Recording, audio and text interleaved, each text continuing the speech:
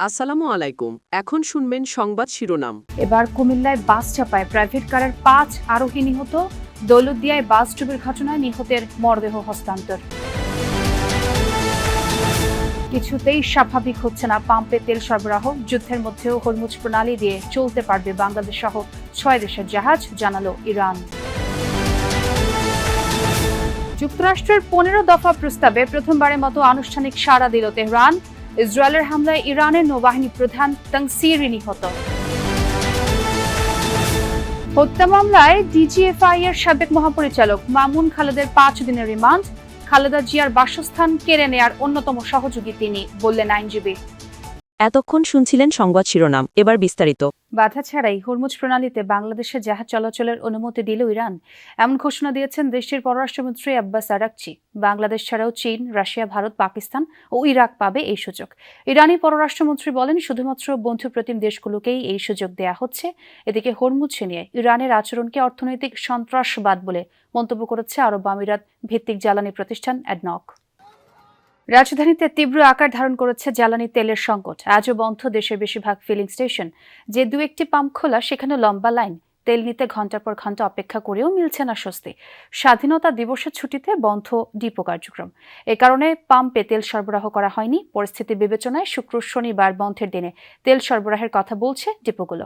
4-5 ঘন্টা পরই মিলবে তেল। রেশনিং পদ্ধতিতে না, নেওয়া যাবে প্রয়োজন অনুযায়ী। সে কারণে ভোর থেকেই ঠায় দাঁড়িয়ে অনেকে। দীর্ঘ হতে থাকে রাজধানী বিজয় সরণির এই ফিলিং স্টেশনের সামনে যানবাহনের লাইন। ফজরের নামাজ পড়ে পূর্বাচলে যে জলসিঁড়ি, সেখানে গিয়েছি। যাওয়ার পরেই তেল শেষ। বলছে আগামী রবিবারের আগে আর তেল আসবে না। এখানে যেহেতু একটু বেশি দিবে, এই কারণে সবাই এখানে দাঁড়ায়। অবশেষে বেলা 12টার পর থেকে শুরু হয় তেল সরবরাহ। খবর পেয়ে রাজধানীর আশপাশের এলাকা থেকেও এসেছেন অনেকে। তেল পেলাম, ঈদের মতো আনন্দ লাগতেছে ভাইয়া।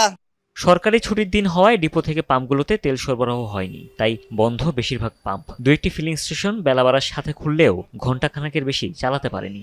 300 টাকা ফিক্স করে দিচ্ছে, এখন আমাদের বলার কোনো অপশন নাই। তেলের দরকার এখানে সকাল থেকে সন্ধ্যা পর্যন্ত 27,000-28,000 লিটারের, আমার তেল দেন 9,000 লিটার। একদিকে সরকার বলছে দেশে জ্বালানি তেলের সংকট নেই, কিন্তু পাম্পে গেলেই ভিন্ন চিত্র। তাহলে বাস্তবতা আসলে কোনটি? চালক বাইকারদের সংখ্যা এমন পরিস্থিতির সুযোগে কৃত্রিম সংকট তৈরি করছে অসাধু পাম্প মালিক। মন্ত্রী তো বলছে যে তেলের সংকট নাই, তাহলে তো দেশে সংকট নাই, তাহলে এরা নিশ্চয় কোনো সিন্ডিকেটের মাধ্যমে তেলের আছে, না হলে মন্ত্রী মিথ্যা কথা বলছে। পাম্প মালিকরা জানান পরিস্থিতি সামাল দিতে শুক্র শনিবার কুমিল্লায় বাস প্রাইভেট কার সংঘর্ষে চালক সহ 5 জন নিহত হয়েছেন। এর মধ্যে 4 জন একই পরিবারের সদস্য। সন্ধ্যায় ঢাকা চট্টগ্রাম মহাসড়কে দুর্ঘটনায় পড়ে প্রাইভেট কারটি। হাইওয়ে পুলিশ জানায়, নোয়াখালী থেকে ঢাকায় ফিরছিল একটি পরিবার। পথে বুড়িচং উপজেলার কালাকচু এলাকায় পৌঁছালে স্টার লাইন পরিবহনের একটি বাসের সাথে সংঘর্ষ হয় প্রাইভেট কারের। এতে কারটি দুমড়ে মুচড়ে যায়। ঘটনাস্থলেই প্রাণ হারান প্রাইভেট কার চালক। আহতদের হাসপাতালে নিলে 4 জনকে মৃত ঘোষণা করেন চিকিৎসক। গুরুতর আহত এক শিশু চিকিৎসাধীন। নিহতদের পরিচয় জানা গেছে, তারা সবাই নোয়াখালীর সোনাইমুড়ির বাসিন্দা। চালকের বাড়ি বরিশাল।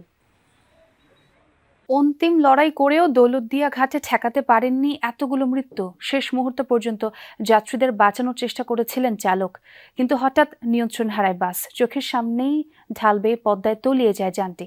যাত্রীদের তো বাঁচাতেই পারেননি, শেষ রক্ষা হয়নি চালকেরও। সেই মর্মান্তিক দুর্ঘটনায় মিলেছে 26 জনের মরদেহ। স্বজনদের আহাজারিতে ভারী ঘাট এলাকা। দৌলতদিয়া থেকে রুবেল হাসানের ক্যামেরায় জানাচ্ছেন রেদওয়ান আহমেদ।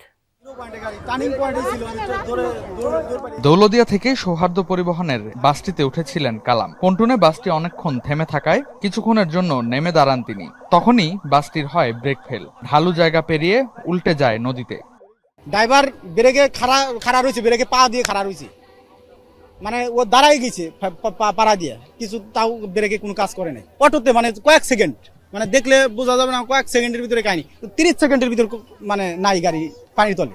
দুর্ঘটনার পরদিন সকালে উদ্ধার করা হয় বাসটির চালক আরমান খানের মরদেহ। দৌলতদিয়া ঘাটের কাছেই ছিল উদ্ধারকারী জাহাজ হামজা। বুধবার রাতেই উদ্ধার করা হয় বাসটি। এরপর থেকেই নদীতে চলে ডুবুরিদের তল্লাশি। একে একে 19 জনের লাশ উদ্ধার করা হয় রাতেই। ভোরের আলো ফোটার সঙ্গে সঙ্গে যুক্তরাষ্ট্রের দেয়া 15 দফা প্রস্তাবে আনুষ্ঠানিকভাবে সাড়া দিয়েছে ইরান। ওয়াশিংটনের প্রতিক্রিয়ায় অপেক্ষা রয়েছে তেহরান। ইরানের রাষ্ট্রীয় গণমাধ্যম তসনিম নিউজের প্রতিবেদনে এমনটি জানানো হয়েছে। তবে এই বিষয়ে এখনো বিস্তারিত কিছু জানা যায়নি। তেহরান যুদ্ধবন্ধের লক্ষ্যে বিভিন্ন মধ্যস্থতাকারীদের মাধ্যমে বারবার ইরানকে বার্তা পাঠিয়ে আসছিল ট্রাম্প প্রশাসন, যা এর আগে অযৌক্তিক বলে দাবি করেছে তেহরান। দেশটির পররাষ্ট্রমন্ত্রী আব্বাস আরাকচি জানান, স্থায়ীভাবে যুদ্ধবন্ধের গ্যারান্টি, ক্ষতিপূরণ আর হরমুজের নিয়ন্ত্রণের শর্তে ছাড় দিতে রাজি নয় তেহরান। ইসরায়েলের হামলায় ইরানের নৌবাহিনীর প্রধান আলী রেজা তাংসিরি নিহতের দাবি করেছে তেল আবিব। বৃহস্পতিবার এক বিবৃতিতে এই দাবি করেন ইসরায়েলের প্রতিরক্ষামন্ত্রী ইসরায়েল কাদস। যদিও এখন পর্যন্ত তার মৃত্যুর খবর নিশ্চিত করেনি ইরান। 2018 সাল থেকে IRGC নৌবাহিনীর কমান্ডার হিসেবে দায়িত্ব পালন করে আসছেন তিনি। চলমান যুদ্ধে হরমুজ প্রণালী অবরোধে অত্যন্ত গুরুত্বপূর্ণ কৌশলগত ভূমিকা পালন করে আসছেন এই কমান্ডার।